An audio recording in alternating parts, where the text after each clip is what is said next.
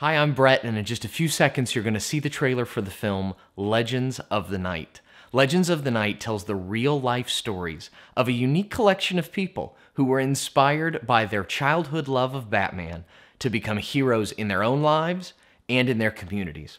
I'm thrilled to be sharing this movie with the world in the days ahead, and I'm also excited about our partnership with Global SchoolNet, who will be helping us connect with educators around the world to share this film with students.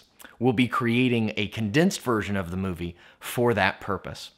I hope you can join us when we take our theatrical tour of the West Coast in February. We'll be hitting several cities, and you can learn more about that in the first week of January on our website, wearebatman.com. Hope you enjoy the trailer. She told me immediately, you need to take Kai to the doctor. He's got leukemia. For the next 6 months, we were in the hospital probably 5 months. He would identify himself to the nurses as Batman. So he took that strength, that courage that Batman has, and he related it to himself. When Bruce Wayne was a boy, he saw his parents murdered before his eyes. In the belief that one person can make a difference, Bruce Wayne became the Batman. He became a legend. I am driven by those impressions that I formed as a 3-year-old, as a 4-year-old. And that was watching Batman and reading Batman comic books. He's able to take this tragedy and make it the source of his great power. This character is in the consciousness of so many people. Every kid who loved Batman, they'll tell you the same thing. He was human, that he had no superpowers.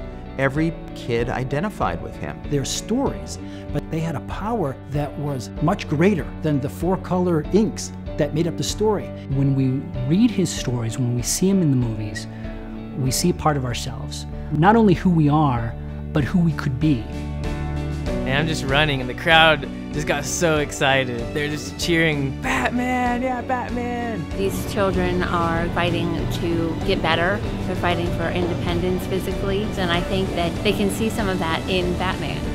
He lifted me up. So I originally thought he wanted it to be psychology of Batman. And he says, no, let's just call it Batman. Going through this class, it's given me a big point of self-reflection, on who I am and who I'm going to be. I was diagnosed with muscular dystrophy when I was 2.5. I would dream that I would wake up with superpowers one day, and when you realize that's not going to happen, you say, well, wait a second, Batman doesn't have any powers.